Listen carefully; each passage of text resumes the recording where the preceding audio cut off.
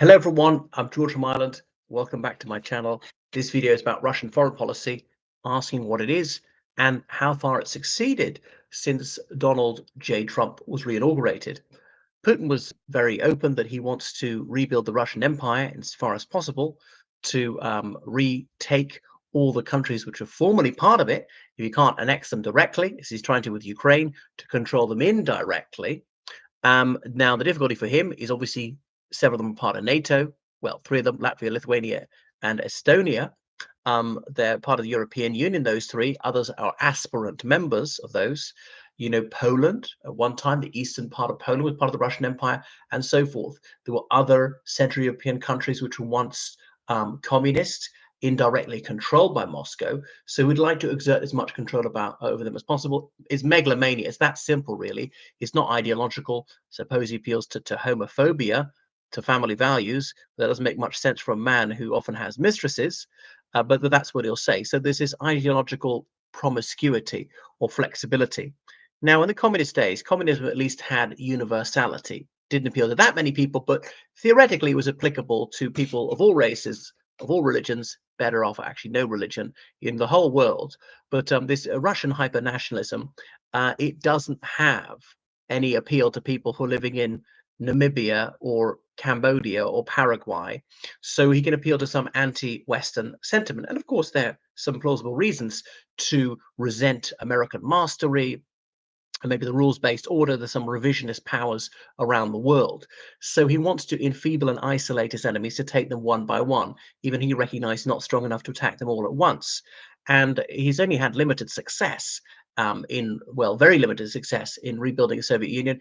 Even Belarus hasn't managed to fully reintegrate. In 1999, Belarus, back then Boris Yeltsin was the president of Russia, signed a treaty with Alexander Lukashenko, president of Belarus, that Belarus would eventually be reintegrated back into Russia. And here we are 26 years later, and it still hasn't happened. We've got quite a lot of sway over Belarus, partly because they're so economically dependent on Russia. You know, things not really going as well in Armenia.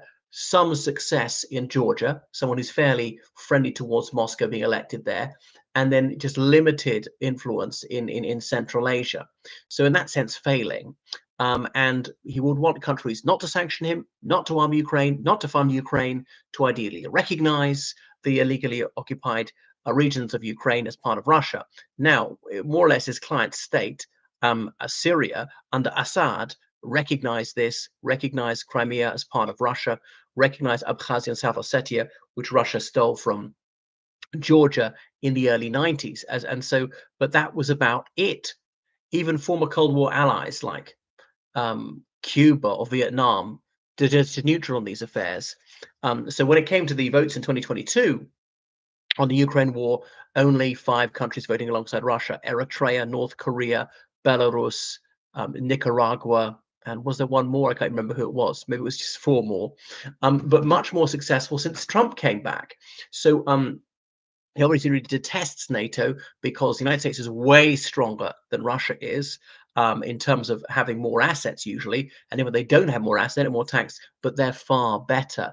Military technology a generation ahead of Russia's. And obviously the United States has got hundreds of military bases, got them all around the globe.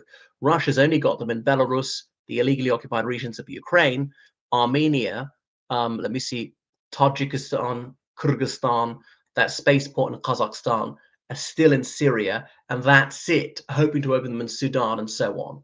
So really just can't compete with the United States on that one. And that obviously makes European NATO countries way, way stronger because they've got American troops in Europe, plus they get to buy US military technology, which will never be sold to Russia or its CSTO allies. Would like to see the breakup of NATO, because looking at European countries, then Russia really could win if it could take them on one by one. Even a well-armed European country like Poland, I mean, Russia's just got a much bigger population, got many more assets, even if they're not better than the Polish ones. But having got through some of the Eastern European ones like Latvia, Lithuania, Estonia, could take down those very easily, thinking that Europeans are lily-livered. And obviously, there is a certain merit to that case. I know they're gallant people of all nationalities, but the hesitation, the circumspection around providing military aid to Ukraine, and it makes them think that they are really invertebrate. The withdrawal from Afghanistan, saying even the Americans have lost their courage.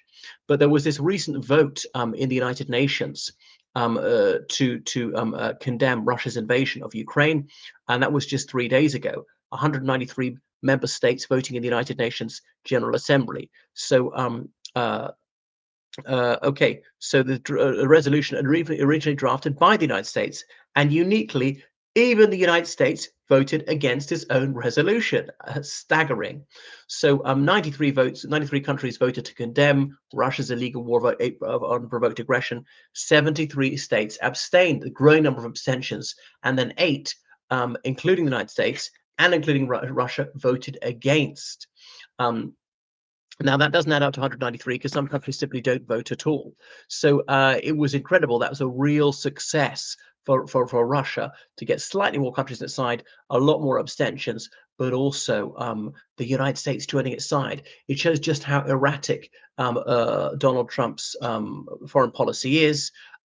He's just got a weather vane mind. There's no telling what he'd do next. He can easily perform a volte-face on that one. He really doesn't like Zelensky. He thought Zelensky has not helped him enough when he was trying to smear Biden, saying he supposedly interfered in the judicial system of Ukraine. So his son, Hunter Biden, got off the hook about the Burisma scandal. But Hunter Biden, he started working for that energy company in Ukraine after the scandal broke, after the investigation began. There was no suggestion at all in Ukraine that Hunter Biden was involved in any skullduggery. It might have some people who became his colleagues, but he joined the company about 2 years after the alleged misdeeds took place.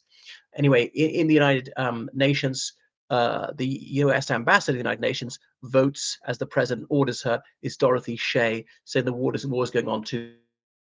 Is Russia at the start of the war? Is Russians prolonging the war? Every day they're attacking. Every day they're occupying part of Ukraine. They are causing the problem. But Russia's been fairly successful. What was said in that phone call to Trump seems to have worked, at least for a while. Now Trump has rode back on some of that. Was it flattery, blandishments? Was it threats? Do they menace him with the possibility they'd expose him with a PP tape or something like that? Do they offer some big property deal in the United States?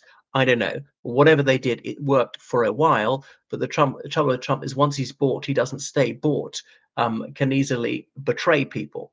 But it's unsettled European NATO countries. Article 5 is in doubt. That's the article of the NATO Charter, which says an attack on one is attack on all.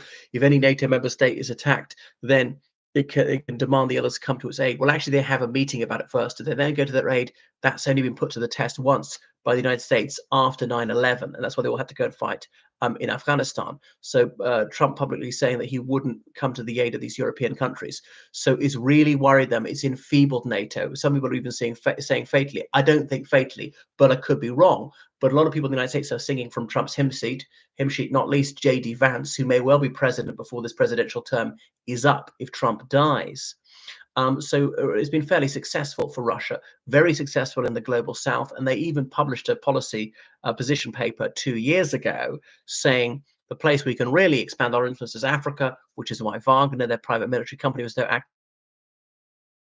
resentment, which dates back to the colonial era. We can play in that. We can say we're against these evil Western colonialists, the French, the Germans, the Americans, or whoever, and we're on your side. And obviously, Russia's policy is the most pernicious type of colonialism, and unlike Western colonialism, it really has nothing positive to bring to Ukraine, making it like more corrupt, making it poorer, making it more brutal, taking away democracy and human rights, all the rest of it, without bringing in superior technology or science or medicine or anything. So it is the most retrograde type of imperialism, is just smash and grab and kidnapping children and so on. So yeah, Russian foreign policies had some success under Trump. We'll remain to see how much is going to go because, of course, Trump could turn in any direction. He's just so unpredictable. Russia's been on the retreat since their client regime in Syria is overthrown. At least they do have still their naval base and their air base in Syria. They could lose them, putting out the feelers to the new regime in Syria. Are they going to have to pay a lot of money? So it's not been terribly good for them. Russia managed to exploit the Palestine situation because many people in the global south horrified by the grossly excessive violence visited on Gaza, and Trump's astonishing, shocking scandalous statements about stealing other people's land, like Panama or Greenland or Gaza, that obviously plays into Russian hands, saying, "Well, we're no worse than that." Um, so yeah, it has borne some fruit for them, Russia.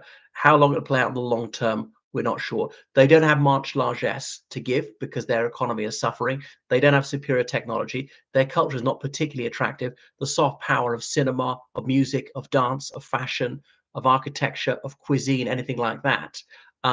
They can't really compete with the major Western countries.